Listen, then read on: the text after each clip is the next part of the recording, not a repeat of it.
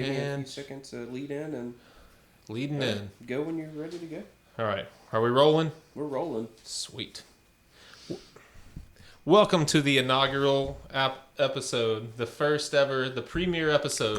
The premiere episode of Fireside Tats. I like it. I hope you liked our theme song. No. We're David Tattoo. This is David Evans. David Evans. And I'm Jake Meeks. We're the hosts and co-hosts. We're the co-hosts of the Fireside Tats. We don't condone the use of the word tats in anything outside of this actual show. That's true. Yeah, you can say tattoo. We love that word. Yeah. Tats makes you sound like a douche. Tattoo makes you sound like you know what you're talking about. Right? Tat me up, dude. Yeah, you're all tatted up. Tattoos, absolutely. But Fireside Tats, it's a play. It's like an old school play on words like Fireside Chats. Which we also love. Yeah, Teddy Roosevelt. I think Bill Clinton might have done a little bit. Yeah, little Fireside Chats. I don't know who else did. Just trying to bring it back. So we're going to. Should we start with maybe talking about ourselves a little bit? Sure. Where we came from? I think so. Why people might listen to us? Why would they? Oh. Yeah, beautiful. We're tattooers. We tattoo in Memphis, Tennessee. Underground Art. We've been here for. Underground Art's been around for 21 years now. Just over 20 years. So we've been working for a long time, and so the whole point of this show is for us to share our knowledge about tattoos, and for you guys to maybe talk to us about things you'd like to learn more about. Maybe teach us some things about tattoos. That'd be cool. Just fine. Yeah, there's probably nothing more we can learn, but you never know. You might learn something. I love it. So our first, this is our first episode. We're going to talk about, getting into tattooing, like maybe what an apprentice, what we think an apprentice would need to know, some tips, some pointers, to become a better tattooer, to be more comfortable tattooing. And David has apprenticed a lot of people. I've watched him apprentice a lot of people. I really have not apprenticed a lot of people myself, but we've both been tattooing long enough that we have a pretty solid idea on the challenges that starting tattooers face on a day-to-day basis. Right. Whether you're in a good shop or a bad shop. Right. Some people start with really on the worst end of it, trying to teach themselves, which is a horrible way to learn. Yeah, a lot of people start that way. A lot of people start with they try to get their foot in the door. They get their foot in the door at the worst possible shop that they probably could, and they learn from people that maybe they are that they're superior to from an artistic standpoint, but which makes it hard to learn from the person or to take advice from the person, right, because they maybe aren't. They don't maybe know how to even approach you about how to change in your work to make it tattooable because they've never had to face that themselves. They've maybe have no artistic background and got into tattooing or. However, there are so many ways to get into tattooing or get an apprenticeship for tattooing. Yeah. And that can, like I said, that can lead to trouble along the way. If you don't have a good path, good guide, good, Yeah. And the biggest thing is a lot of times when you're like, tattooing has taken a huge turn since both of us got into it, in that you have accomplished artists, people that are like spending $50,000 on art school to go into tattooing. Right. So they come in with a real good investment. Yeah, it is. But they come in as a pretty accomplished artist in whatever medium that they're in, and they may end up having to take an apprenticeship from a tattooer that has been tattooing for 40 years and really had no art background. They might be a super technical tattooer. They might understand the business, but there's a weird balance there of like coming in and being and being pretty good at what you do and trying to take advice from somebody that maybe isn't as good. Right, could never be as good, and you may, like I said, that is probably a newer phenomenon where you have real artists coming into shops that often are owned by tattooists that aren't artists at all. They've just own a shop or know how to tattoo and have gotten into that flash base scenario where it's like pick a thing on the wall and boom, I'll do it. But they have no artistic background whatsoever. Yeah. And they've been doing that for years, and it doesn't mean there's not something you can learn from those people, because you can learn a ton from them. They understand the business, they understand the technical side of it, and so we'll try to get into this show about in this episode about maybe what you might how you might open your mind to maybe dealing with apprenticing under someone that's maybe not as accomplished of an artist as you are, or maybe dealing with your own ego in that, like, you have something to prove. Right. You know, like I spent a bunch of money on a fancy art background, and and I'm an accomplished painter. I'm an oil painter. I show in galleries, and I want to get into tattooing but now you're telling me I need to do letters on this person's arm, or I need to do a tribal. How do you lower start back that piece. transformation? Yeah. How to humble yourself just a little to start into the field. Right. So I'm going to throw something at you, David. Perfect. Right. Let's talk about this. Let's say the first thing that I would think of as an apprentice, I try to put myself in the shoes of someone that's like sitting down in a shop, starting to tattoo on actual clients, maybe getting in over their head unintentionally. How important is it to ask questions of the people around you just to learn more and deal with your own ego in the process? Let's see. How would you start that? I think it always depends on, like you said, the amount of people that are around you that can give you advice, and then how much of that you take to heart. Like how to transform your own work sometimes into what's tattooable, or how to basically start modeling your work where you have to start with the basics. The fundamentals are the most important part of it. And so often a lot of people skip that. They want to go headlong into what their art really involves, when that may be anything. It could be portraiture, it could be stylistically like graffiti, it could be all these different styles that are, possible today. But often they're not, say, tattooable. And you have to start at a certain level so that you work your way up to get technical ability to actually like put a line in, like how to put a stencil on, and taking advice for that for your own artwork. Often, like when I got into tattooing, a lot of my first work, I was drawing for other people, and when you start drawing for your friends, you wonder why these tattoos come back from other people that look so crazy. They don't look anything like what you drew, and you realize over the years that you really have to make some tattoos basically tattooable. Yeah. How do you take a line drawing and then turn it into something that won't turn into mush later, or basically how to read your own work and make it a little probably more simplified in the beginning so that you can get something, basically you can learn from what you're doing and not just exaggerated proportion or how to and how frustrated you might end up trying. How many people come out of art school as an accomplished portrait painter or something like that? Right. I've never seen anyone say they've got 1 or 2 years of tattooing under their belt that can put together a nice portrait, especially as your first time. Right. I mean, reading a stencil is so difficult. Making a line drawing that you can translate is so difficult. You really have to have you have to have an understanding of the technical side before you can translate any of that kind of stuff. Right. And if you're, like I said, if you're not getting that from the people around you, often it's probably because they don't understand how your technical ability can probably translate into tattoos any more than you do. Yeah. And I think that's a good buffer to start with. It's often, what we often talk about is like learning how your machine works and how you work with it.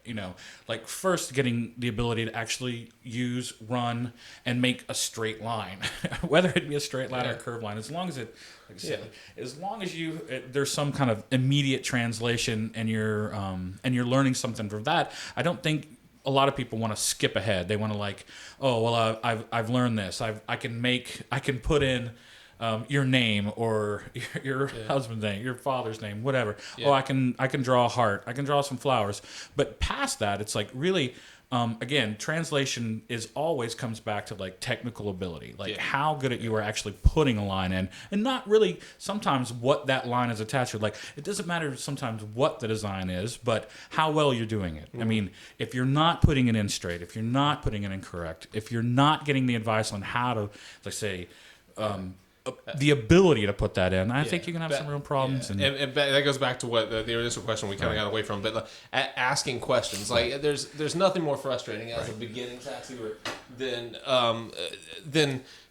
trying to lay in, I don't know, trying to put a line in skin in an area that you're not familiar with. Right. Maybe it's like maybe it's a really simple area. Maybe your mentor was super comfortable with you putting a design on someone's upper arm or on their deltoid, and you get around to that fatty area and you start trying to lay some piece of text in or like a line in the back, it's just not there. You lay it 3, 4, 5 times, it's just not there. You're beating up skin.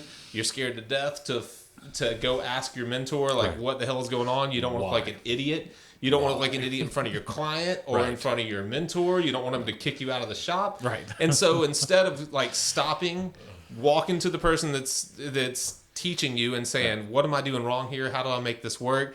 You just beat skin up. I mean, you ignore the problem and keep going, which is a horrible idea. Yeah, ignore the problem. Exactly. That's, Stop.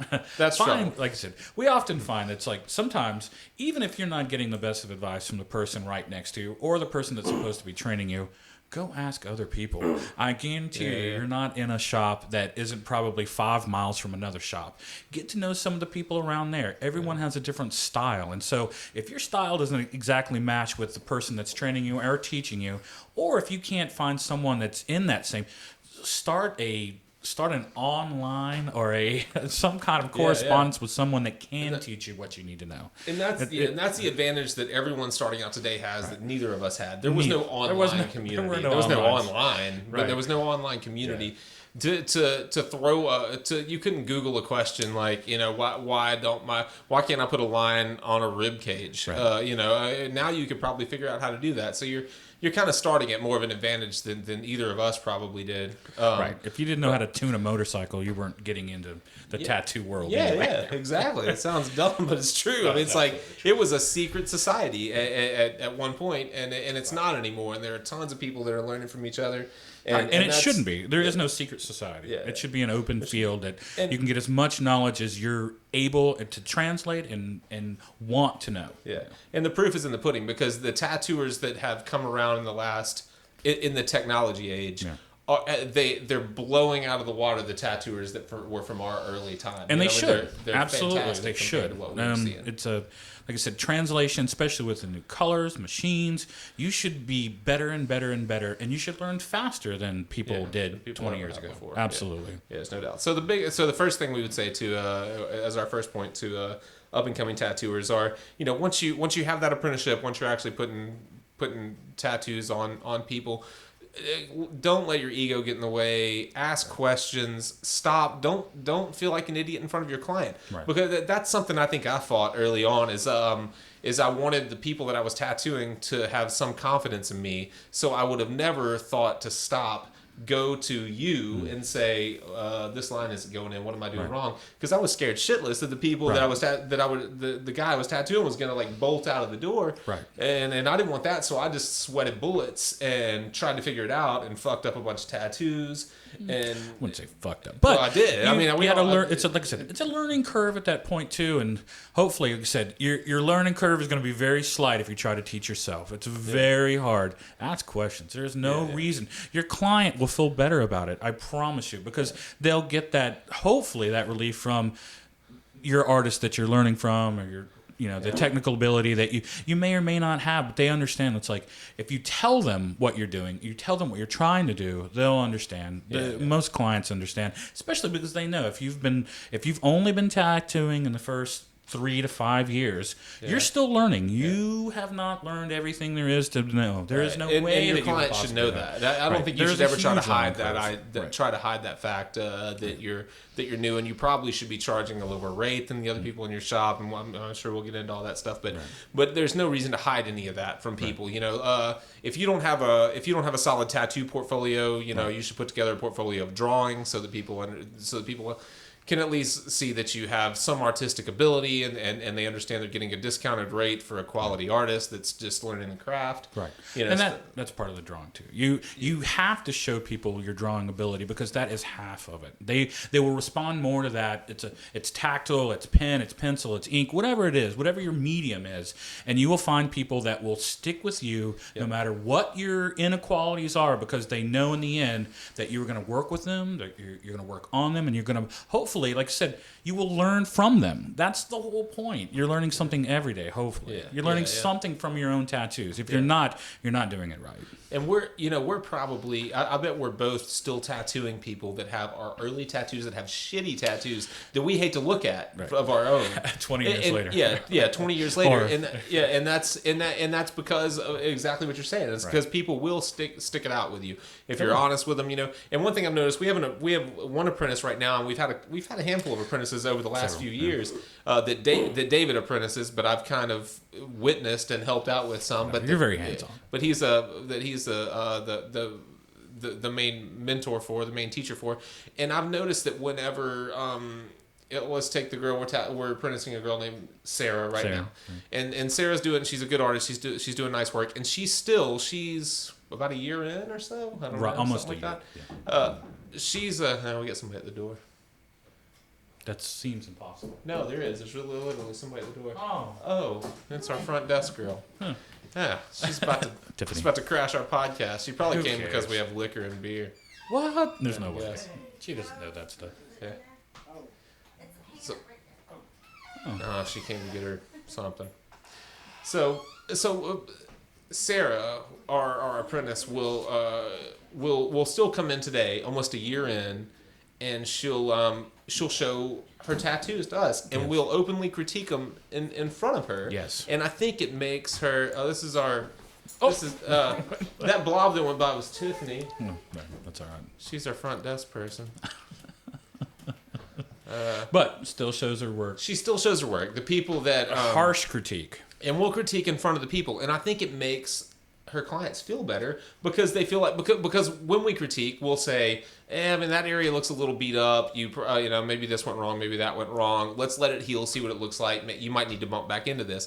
People take that really well, and people are like, oh, great, I might get a free touch up. I might get this tattoo might look better and Even better. yeah.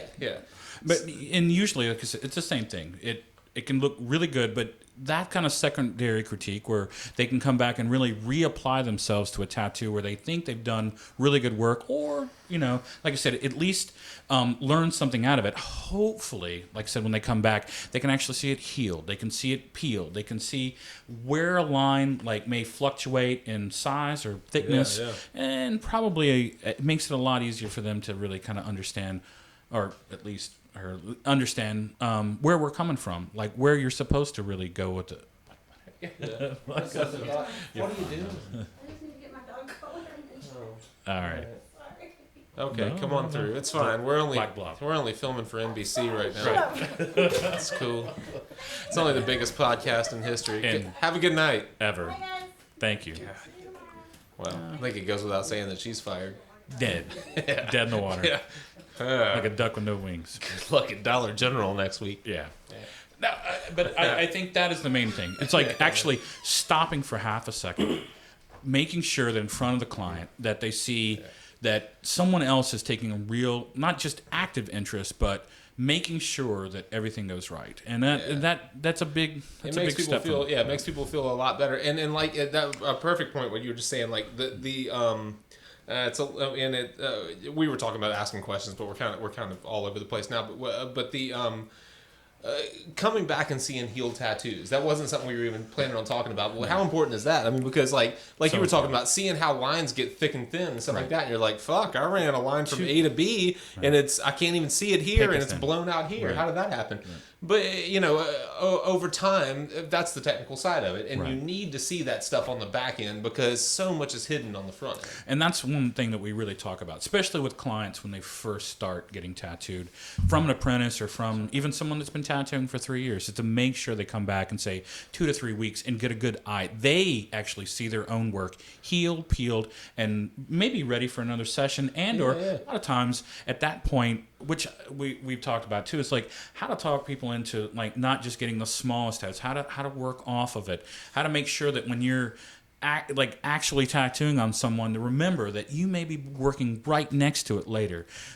Leave yourself ins and outs. How to approach the tattoo so you don't leave yourself, dead end into bad tattoos. How are you going to work on this later? Because you may be the only person that works on that that same client for the next 20 years. I mean, how to make sure that, That you can your work work back in will what you- basically evolve on them. Yeah, to make seamless transitions, things like that, and that's something that's maybe a little bit more advanced than a beginning tattooer, but it's something that you definitely have to keep in the back of your head. learn to work with, remember. because I know I've closed myself in on a ton of tattoos that people are.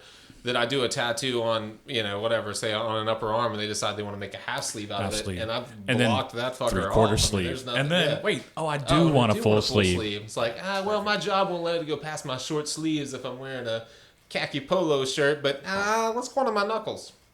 Why not? Yeah, yeah. So I mean, people do that shit. It happens all the time. Everybody needs a hand tattoo. Yeah, so you do. Everybody needs a hand tattoo. So you need to. I mean, you have to. You have to plan to be able to work off of anything and everything, and that's one thing that it probably took me a lot longer to learn than I should have. Is it's never a bad idea to leave. I use a lot of negative shapes myself. Say I'm doing something that has waves in it. My bottom layer of waves is always going to be negative waves because I it's just my trick to pull the next layer of waves that I think are probably inevitable. I'm probably going to end up using them at some point. Like you said, but again, it goes back to like asking questions before the design hopefully ever starts. Is you get a good idea from your mentor of what they want, and then how you may work on it later, because inevitably it turns into a larger tattoo. And we've talked before about like basically stopping people from getting tattoos that just have too much going on in the beginning, especially if you're beginning tattooists. Don't start with a tattoo that has 5 different things going on. Those 5 things, right? They're tattoos that are all over the place that where people come in with every idea that they've ever had for a tattoo to squeeze into one tattoo that's their first tattoo. It's going to be their only tattoo, by the way. It's the only tattoo. It's the only tattoo I'm going to get. It's the last tattoo.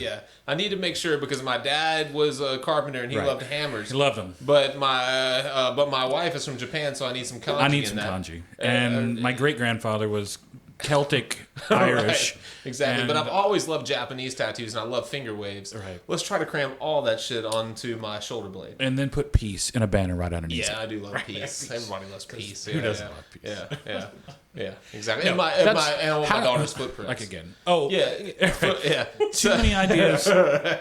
Too many and that could be, like I said, 6 different tattoos, 5 different tattoos. But so we're talking about beginning tattooers. Right. So someone that's starting out might feel intimidated by that, and they might be like, I need to prove to this person that I can put that together. I can do this. Well, we've got nearly 40 years of tattooing between the two of us, and neither one of us could put that together. I wouldn't want to put that together. You wouldn't make an attempt. Right. So it's really, it comes down to kind of to learning what is tattooable and what's not.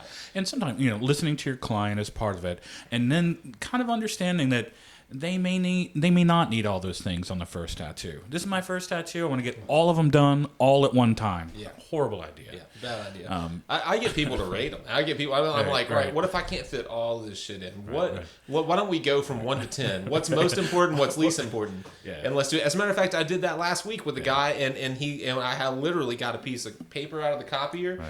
And gave him a pen. I was like, let's write this down and let's decide what's most and least important, because there's a pretty good chance I'm not going to fit all this stuff into this tattoo of yours. And then that's one of those, it's often important to like start a narrative to make sure that there really is a scene or something that relates to them, but it doesn't have to have everything in there. You don't have to have every piece of artwork clipped in as a stalemate. Like, this is the only tattoo. That's usually not the truth. And they usually don't go together. And usually you don't want to put 5 different styles of anything together. Yeah. It's not only impossible, but it looks like shit. Yeah. It's gonna look bad. Like I said, we've talked about that often. Don't let the client take over the tattoo so much that it's not you're not able to do it, or 2, you're so intimidated that you're probably gonna fuck it up. Exactly. If you're not gonna be able to, if you can't make something cohesive out of it, then just say, I'm sorry. I can't make that happen. Right. And and the beauty of being a beginning tattooer is that you can literally just say, like, that's out of my element. I'm not at that level yet. And we usually we were talking about that earlier. It's like basically it's like now our starting any apprenticeship is basically you don't do any tattoos bigger than, say, at first your palm. A good 4x4, 5x5. Yeah. After that, size of your hand, maybe a 6x6 or 6x4, 5, nothing bigger than that. Yeah. And then maybe by your second, third year, you start getting a little bigger. But I think that takes basically, you start learning first how to put a tattoo in, to the timing. Because often people think, oh, I drew it in 20 minutes, or I drew it in half an hour, or I drew it in an hour. It shouldn't take me any longer than that. And then they realize very quickly that 3 hours in, oh my Lord, this is going to take another whole session. And that's part of it. Yep. How long can you sit? How much basically pressure on that first tattoo or session that you need? And I'm always like, don't rush it. There is no rushing a tattoo. Most people feel very comfortable with coming back at least one more time, and you putting a little love into it instead of just give me your money and you're out the door. Yep, that's a good point. I mean, you'll often find clients that just care more about the product than in the end. Never mind what it costs, but how long it takes. And especially, can we get some beers? I feel like we're working our asses off up here. We got Sean and Scott behind the scenes running the camera. Sean's running the camera. I'm really not sure why Scott's here. He's right. Beers. He's bringing beers. He's the beer guy. And that's pretty good right now. Otherwise, just been making faces behind the camera. Trying to screw us up. What? He let Tiffany in. Yeah, he let Tiffany in. That was his first mistake. Shit. All right, so let's go. Let's move on to this. I mean, we were talking about our first point was to ask questions. Of course, got way off topic, which is fine. We're not trying to make a real tutorial. But ask questions. But ask questions. Ask questions of your mentor. Don't be afraid to stop in the middle of the tattoo. Never be afraid. Sorry, this didn't go in the way I planned. Right. Let me try to straighten this out. Okay, let's go on to number 2. And we kind of ran through this a little bit before, but the importance of doing what we're calling boring tattoos. Yeah. Doing absolutely. text, doing tribal, doing kanji, doing 2-dimensional. You can bring that on through. I'm going to take the Sierra Nevada this time if that's cool, and you can have the new I'll cast. switch with you. Thank you, sir. Oh, you still have a. I'm working on it. Oh. First of all, that is probably one of the most important things is that we're talking. Yeah. Basically, you want to do some of that what we call boring. It's not boring at all. It is technical, and there is so much more technical ability than putting in an old English letter than there is, let's say, a flower. Organic shapes, unusual, say, linear work are so much easier than to do something that's technically precise. Yeah, because you can hide flaws. It's so easy to hide imperfections in organic tattoos. So much easier. It's like make a star. Make a square. Yeah. Try to draw a circle on your own, and you'll see the real technical challenges with trying to do that with a machine that is humming, that is on skin, and that is often not on a flat surface. Right. And if you can get that down, I think you probably have what it takes to probably tattoo. Yeah, that's one of the starting abilities. It's like these geometric designs that look so simple, but look around on your friends and see if someone can make a straight star on you, or a straight a nice circle, or 1,000 bubbles on you that are beautifully and beautiful and precise. Yeah. I think you see the technical ability in that. Yeah. And take a tribal. I know we're out of the tribal age right now, but whenever I came up in the mid and late '90s, tribal tattoos were it, man. People had full tribal sleeves. Everyone had a tribal back piece. There was tribal on the back of everybody's neck. Everybody had something tribal. Tribal lower backs. But lower backs.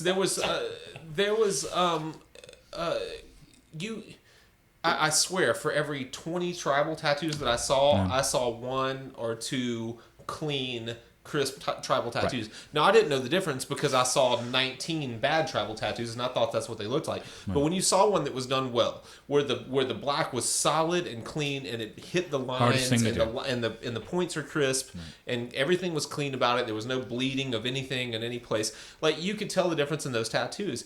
And a ton of people, when you ignore that aspect of tattooing, when you ignore lettering, when you ignore solid fields of color, when you ignore even black, which is especially very black. hard. I mean, you'll do so much of that when you first start. Like you said, we were talking names, lettering, tribal, or other things like that. If you can make a sharp point and you can actually fill a black fill from line to line, then you'll understand your machines.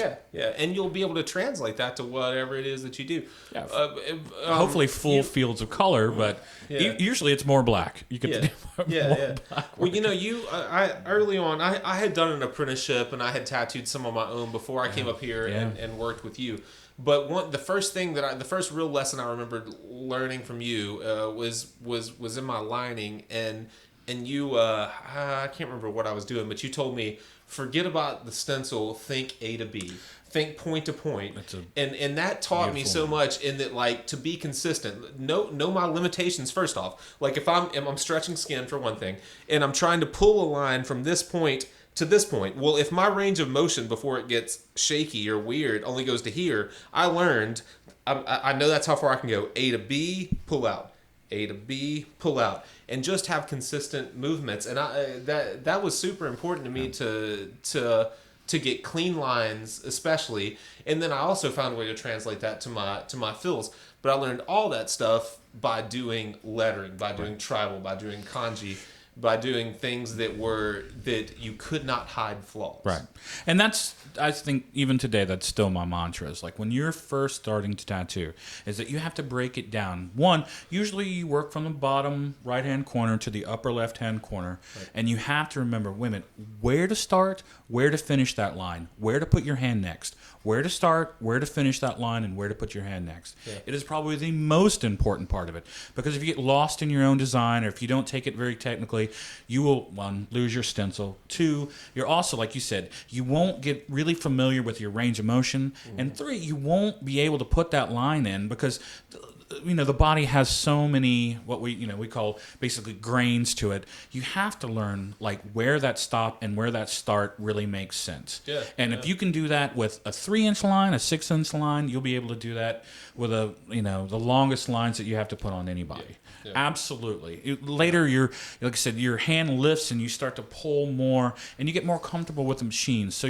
that will become natural. Mm-hmm. But the A to B, the B to C, the C to D, to remember where you're going and why you're going that way is the most important part. And I still don't hear that even now. And I listen to other tattooers. I read other things, and I still don't hear a whole lot about lining, I guess. And that A to B taught me so much. And then, like you just mentioned, working with the grain of skin. Right. You pull a line, you wipe it, and you realize, oh, that line's not really in there.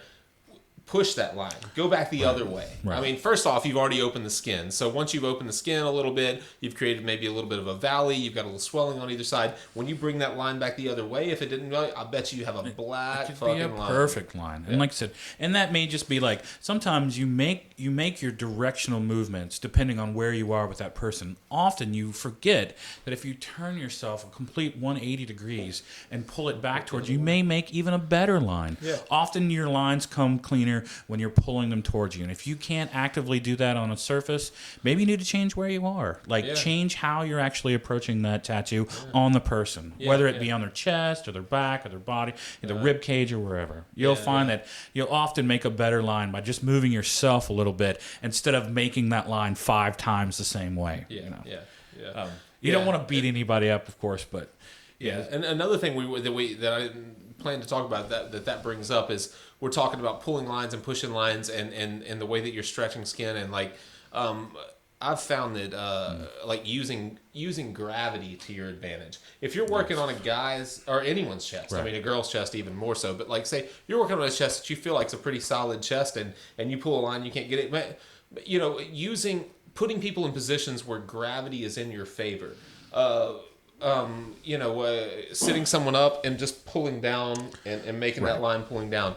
I see so many tattooers, and it kind of blows my mind now because I see pretty accomplished tattooers that are laying people on their stomachs on a massage table and doing full back pieces. I never do that, man. I make people like pretzels when I'm working on their back. Right. I sit them up and I make them put their head between their knees to make life easier on me. Right. Stretching, like I said, making it easier for you is probably the most important part, especially if you're working for hours on end. Yeah. You don't want to sit and basically blow your own back out or blow your arm or blow anything else out just because you're having so many problems putting a line in. Because you're trying to make them comfortable. Often you want to make them comfortable, but you have to make it easier for yourself. Yeah. There are so many ways to make it easier for yourself, whether it be, like I said, putting them in different position, basically rearranging where you're actually tattooing on their body, like how to position yourself, like often just turning your machine around and getting a better idea. You may find it easier that way. often, like I said, don't wear yourself out, because in the end, it'll do you more disservice. If you wear your hand out, or you wear, like I said, especially when you're lining, you don't want to make it so that by the end of the tattoo, your hand's shot, your wrist is shot, and you've been pulling these into the most uncomfortable places, trying to get a good, clean line. Yeah. And at that point, you're fighting the body. You're fighting the grain, and you'll often find that your client knows the difference between a clean, like I said, a good, clean line, and then one that you're trying to basically force into the skin. And you're stressing yourself. You're stressing them. The thing that I think of is like my client probably isn't real comfortable regardless. I mean, they're not like they're getting tattooed. They are getting tattooed. And they're probably there for an hour to 3 hours at a time. Whereas if you're a full-time tattooer, you're doing this for 8 to 10 hours, 5 or 6 days a week, and it's far more important for you to be comfortable than it is for you. Tearing shit up over there? No, I'm fine. It's far more important for you to be comfortable than it is for them to be comfortable. That sounds shitty to say, but it's true. It is. They're not comfortable regardless. Right. Put yourself in position. Especially if you're tattooing only for 2 or 3 hours. I mean, that could be more damage to you, especially if you have to work on another client after that. And we've often talked about working our own schedules out so that you're not doing the same thing all day. You're not lining these huge tattoos like 6 or 7 or 8 hours in a day. You line 2 pieces back to back, and in the end, your arm is shaking, your hand is shaking, and your shot. That does not do you any service, and I guarantee it doesn't do your work any service. No, it doesn't help anyone. That's a good point.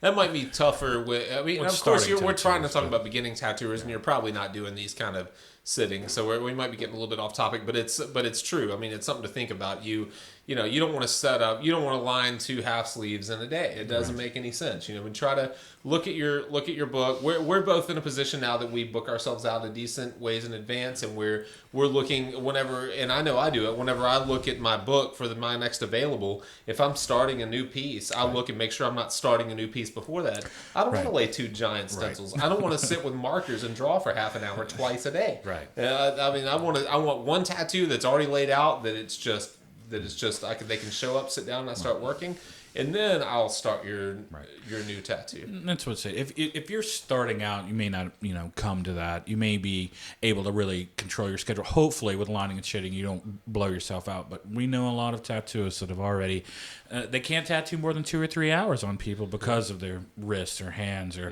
there are damages, especially if you don't learn how to relax. If you don't get a little exercise for your hand. It sounds ridiculous, but you need hand strength, and there is no way that you'll become a really good tattooist without really functional hand strength. Oh, hand strength. You'll get I work on that. I work on that with 2 hands though, because I only tattoo with my right, but I like to. You need to work the left. Work both hands. Yeah. Well, you're a big proponent of you take baths. You soak in baths. I soak them. Yeah. And I think that's probably part of it. A lot of people I used to pop and snap my knuckles. I thought it was hilarious. And then you learn, wait a minute, that can cause a lot of damage later. Do I want arthritis for the rest of my life? No. Do I want carpal tunnel for the rest of my life? No. Do you need wrist and hand surgeries at 40 or 50 years old? Mm-hmm. No. So you really need to learn, one, how much you can do in a day. If you don't draw 7 hours a day, you can't tattoo 7 hours a day. So get ready. Make a day of it. Try to get as much as you can. Work that. And like I said, we get up. Often I get up very early to draw. I'll draw for 3, 4, 5 hours, come to work, and then tattoo for 7 hours. So how do you approach that? How do you really want that to work for you as a lifestyle? It takes a little bit of doing, but you'll learn. You can't stay healthy doing that without paying attention to it. You're talking about soaking in bathtubs. I know some years back I was having trouble with my eyesight. I was focusing hard.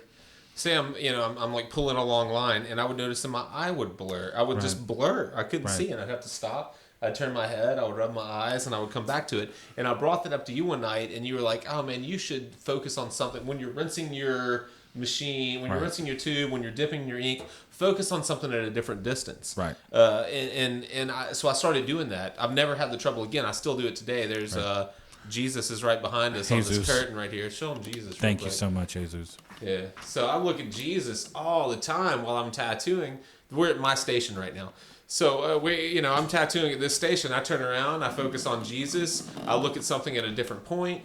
And then I come back to the tattoo and I don't have that trouble. But those tricks are super important. And if you think you're going to be a tattooer for any period of time, it's stuff to pay attention to. I mean, it might sound stupid right now. But That may be one of the best things that we probably haven't talked about is that also never mind your hand strength, but your vision is very important. And that's often people forget that when you're working on the surface of the skin, that it bounces.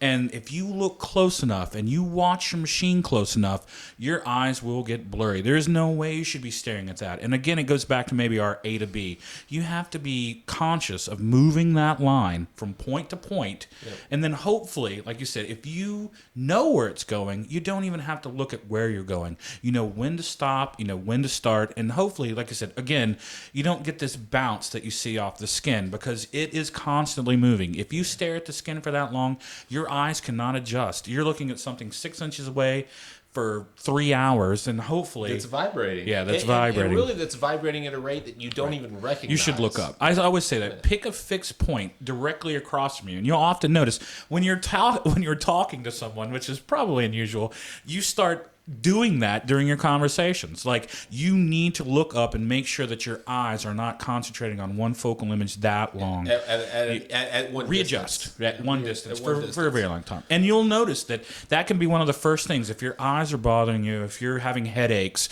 if you're having other problems, that's usually from your vision. It's usually from staring too closely at what you're doing for too long. And something I noticed when you first brought that up to me, I thought that like looking over at my station might be a good substitute. So I would look away from the tattoo because I used to have a bad habit of just like rinsing my tube, feeling where my tube was, and staring at the tattoo, and then like dipping and coming back and glancing for a second. And then I was like, well, maybe I should just look at my actual station for a minute. But that's literally, for the most part, for me anyways, it's the same fucking distance. It's like, it doesn't change 8 inches, 12 inches. It's not a big difference. It doesn't matter. No. Focus on something as far away as you possibly can. Right. Usually directly across from you. And make that, I mean, if it's not a piece of artwork, if it's not a point on the wall, make it one. Put something up.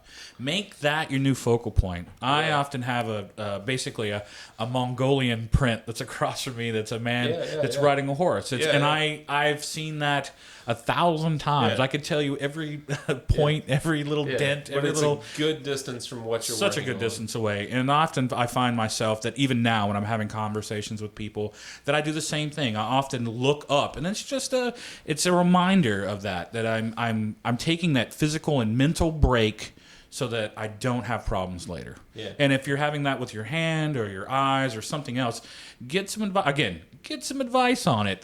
Something is not right. Ask questions. Yeah. Full circle. Full circle. All right, so let's. All right, so we've kind of gone through, the importance of asking questions. I think the importance of doing probably the most what we're calling boring tattoos, technical tattoos. Technical tattoos. They shouldn't be boring. You should be completely entertained. And you should be learning something. They should be a learning exercise. If you want to call it that, that's perfectly fine. Just think of it that way. Don't think of it as like, oh, I'm going to go as fast as I can, and then you don't learn anything. Everyone should be a learning experience. Yeah. Okay, let's talk a little bit about trying to give clients exactly what they want. We talked a little bit about it with the cornucopia tattoos, but we didn't go too far into it. So, you're new. You're probably you're sitting in the back room. You have nothing to do. Everyone else is tattooing. The front desk person comes back and they're like, "Hey, you want to talk to someone about a tattoo?" You're like, well, yeah, I do. Because you want to do it. I want to do the tattoo. So you get out there and they're like, I want this and this and this and this, and I want it all to fit in 2 square inches. Right. And you know, no longer than you've been tattooing, you know, there's no fucking way I can do this. And you shouldn't do it. And you shouldn't do it. Right. So how might you approach that? How do you keep any level of respectability, of confidence, and tell that person there's no way that I can do that. Now, keep in mind, this person does not know that you're the apprentice yet, that you're the one that charges $80 an hour instead of $150 an hour. Like, you haven't even gotten into that. Right. You're just trying to do a tattoo. You're sitting there, you have nothing to do. It's 4:00. You guys are open until midnight. You want to do the tattoo. They want something that's completely untattooable. Right. What do you do? Again, I mean, we've talked about it, but tell them what you can do.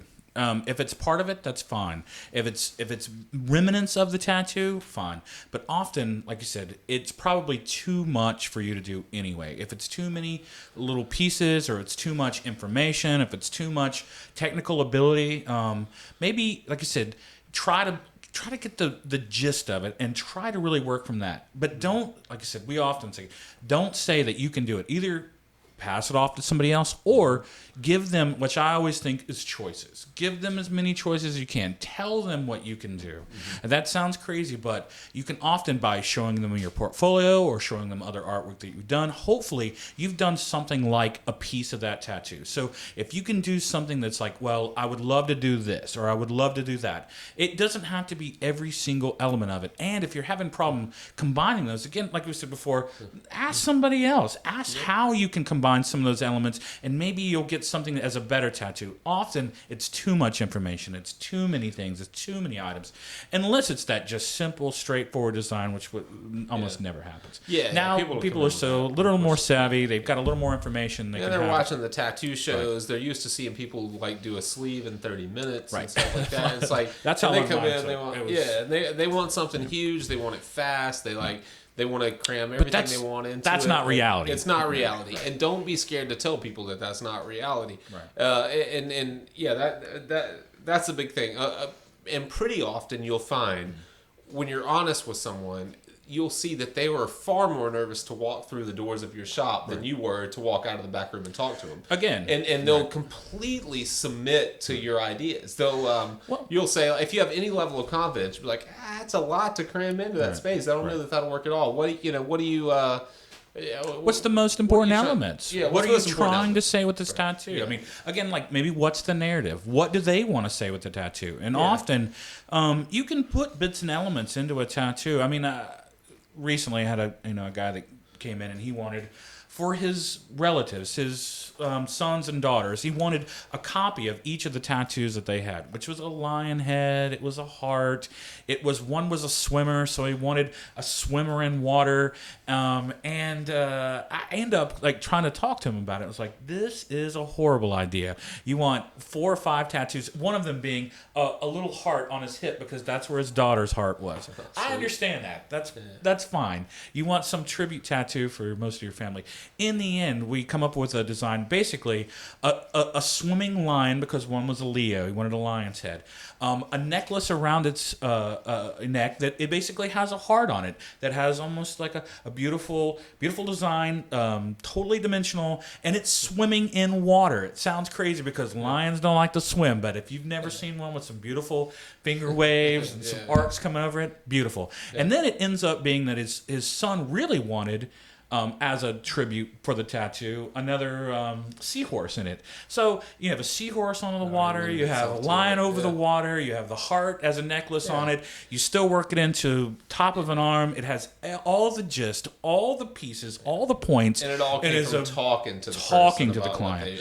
Like 5 or 4 tattoos as these specific like ideas are horrible, and they will look spotty all over you. While you can combining them maybe into something that is agreeable and doable, much better. Yeah. And not a large tattoo either.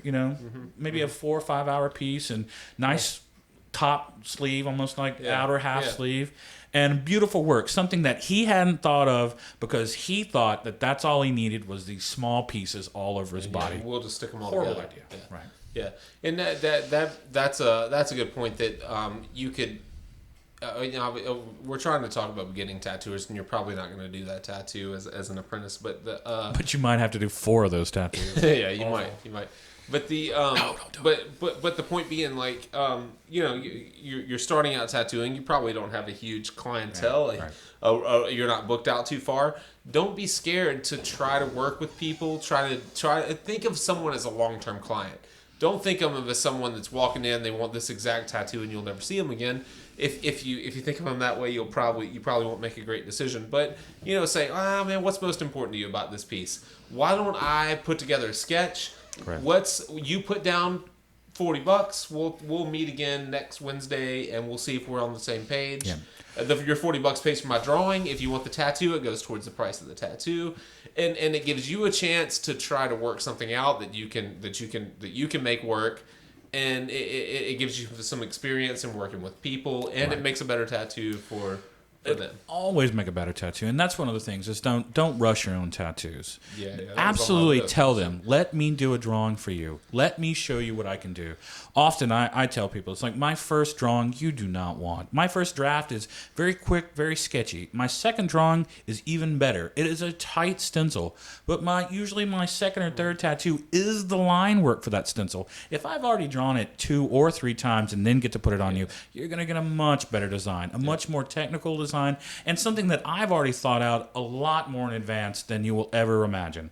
And like I said, it's the difference between having 20 minutes to tattoo on somebody and having a week to tattoo on somebody, or even 2 hours. Make them come back. Make them basically realize that you need a little time and a little... That will basically lead into your better technical ability. You will absolutely have a better design every time. If you rush the first one, you will always have a worse. You'll have their first instinct, their first ideas, not their best, and probably not their greatest ideas. Yeah. That's true, man.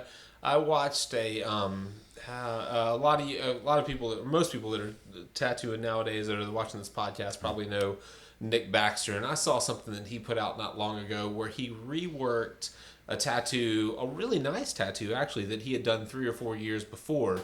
And the point of him even taking the photo was to say, like, you can always make a tattoo better. Always. If I can work on, I mean, say that money wasn't an option. Say we weren't even getting paid for this, and my job was just to make this tattoo better. Every time I looked at it, I could make that tattoo better every single time that I looked at it. Guy Atchison has said the same thing. Yeah. Absolutely said no tattoo is finished. You could always go back to it and make it say more mature. Or at least a little more advanced. You will learn so many things as the years go on that will make your art better and better. And hopefully you get a chance to work on those people again, because often you hope they come back, you hope they advance. But if they know that you're really an artist and you're really engaged with them, they will absolutely give you more time, more skin, and will be really regular customers that respond to your own work once you get very used to it. Yeah, I agree. Let's take a real quick break. I need another shot of Jameson, and I want to stretch my legs for a second, then we'll try to wrap this thing up. Is that cool? Sounds great. All right. You guys good with that? Sweet. It's a written tradition, and that is always controlled by the person writing it. Yeah. Your history is controlled by the person that wrote that down. Yeah, that's and a great point. Right. His ability to write it down, or his inability, or his affluation toward one society or another, Yeah. And that's why we have the golden age, the dark ages. It's the same thing. It was all translation. It's all translation. Yeah. How bad could it really be to be called the dark ages? Because there was no golden light. Yeah. It was Probably beautiful. pretty fucking bad. Pretty bad. I mean, are we rolling right now? Are we filming? We are. oh, beautiful. Sweet. All right, so we're back, and we completely forgot to mention that this podcast is brought to you by Woot Stout, which is from Stone Brewery, which I visited not too long ago, and I tried to do their brewery tour, but they were booked out 8 hours in advance, so I just drank their beer instead. And this particular Stone Brew was brought to you by Will Wheaton, who David can tell you more about than I can. I don't know about that, but thank you, Star Trek: Next Generation. Thank you, Big Bang Theory. Thank you, Stephen King. I'll have to do some movies that he's been in. Stand By Me. Thank you, Stand By Me. Drew Curtis and Greg Cook, C-O-C-H. I say Cook because I know Jim Cook, who is the founder of Sam Adams, and he spells his name C-O-C-H. If your name is Cook, you should probably spell your name C-O-O-K for future reference. Maybe you... I don't want to say Greg Cock, but I will. Cochet? Greg Cochet. All right, we're gonna try to bring this podcast to a cohesive end where you can go like, oh, I learned something from that. What did I learn? Chances are, it's not gonna happen. Oh, you've learned something. I'm sure you probably learned something. Okay, let's. So we've talked about asking questions of your mentors. We've talked about doing. We said boring tattoos, but technical tattoos. Learning your equipment, learning your machines, learning skin, learning all kinds of different things. We talked about trying to give clients exactly what they want, which Horrible is idea. most of the time impossible. Clients or potential clients are completely dependent on you to guide them in a direction that will not make them look stupid with their new tattoo. And it's always a translation. You're translating what they give you, and then you have to make your own, not just verbal, but your own ideas on how to really create that into a piece. It's narrative is important, but often you'll find that the best thing is, like I said, talking to the client, making sure what they really want, and then how you can approach it. And if you can't, tell them up front. Tell them up front. Don't tell them you can do this piece. Right. If you can't. Yeah. And that goes into, people talk about, say, the cost of tattoos, and you might, as an artist, as a person coming out of art school, even feel a little bit guilty about maybe the rate that your shop charges for tattoos. And you do a tattoo and you're like, oh, I learned something from that. I did a cool tattoo, and you get a check or you get cash at the end of the night that is more than maybe you expected. But there's a reason for that. And the reason for that is it's really dependent on a lot of skills that you have to bring to a point. Right. You have to know how to deal with people, which is hard for a lot of artists. You have to know how to take people's ideas and put them on skin. And put them on skin is one of the biggest things. You have to learn a new technical trade. It's bringing a lot of different abilities to a point, and it takes a long time to develop those abilities. And don't think that it doesn't. You should think that. You should remember this is going to take a while. Yeah. You should not get frustrated. And now that we have the age of technology, and you're seeing new tattooers come out all the time. I see tattooers. I started tattooing in 1996. I see tattoos on the internet that I click on. I'm like, oh, that's really nice. And I look and I see the person's been tattooing since 2009. Right. And I'm like, motherfucker, that person's a lot. Yeah, they're awesome. No wait, what am I doing wrong?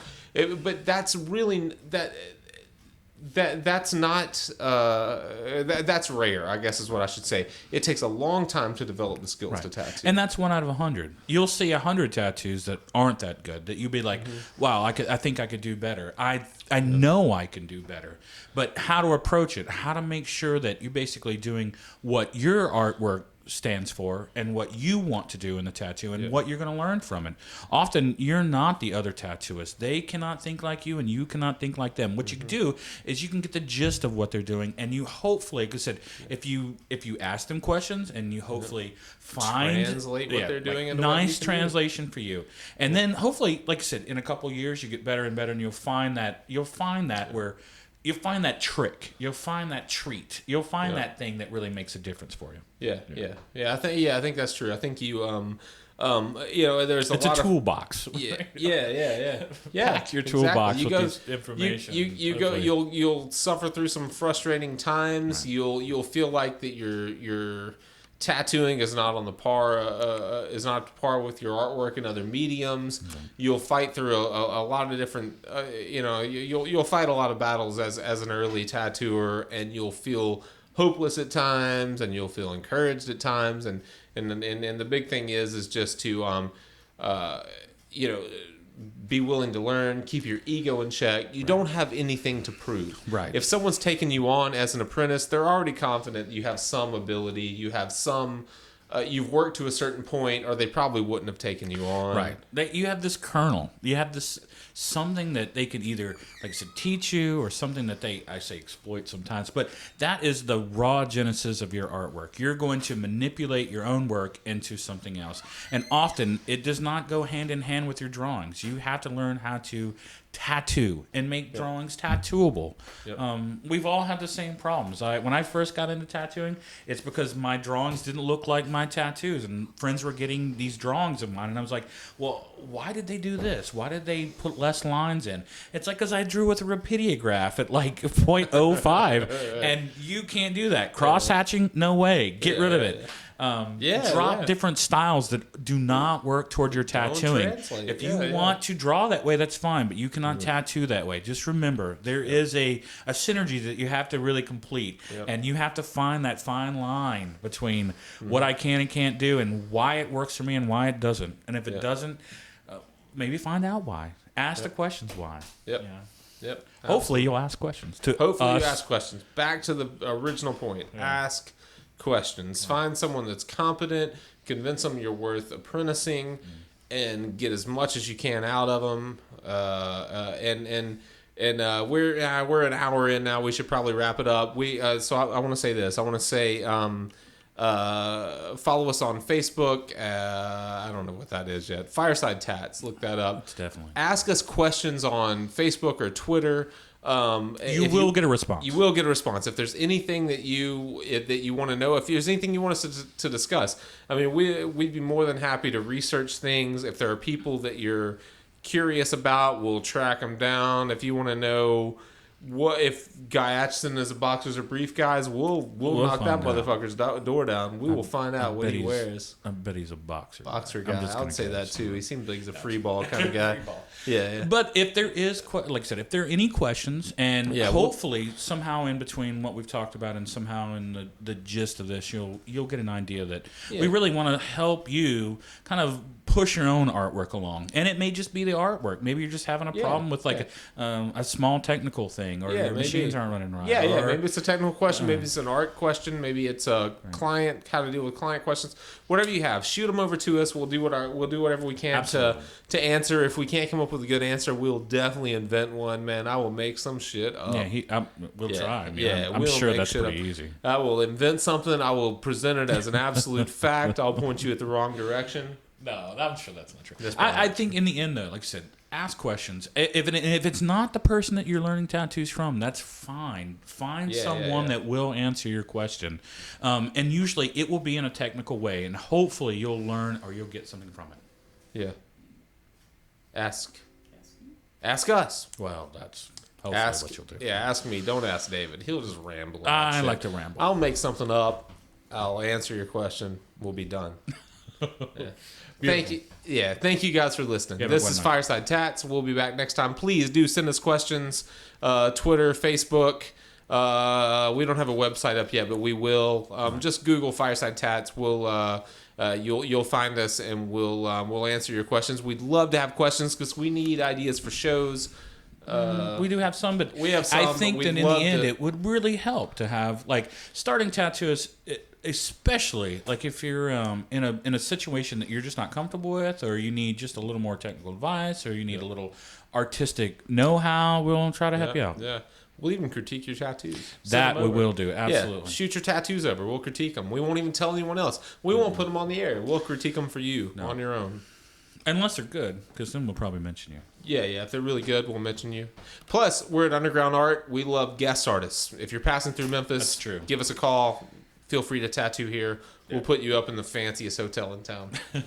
That's true. Yeah, have a good night. Quinta. Signing off. Thank you, Norm. Thanks, Sean. Thanks, Scott. Thank you, guys. Yeah. Bye.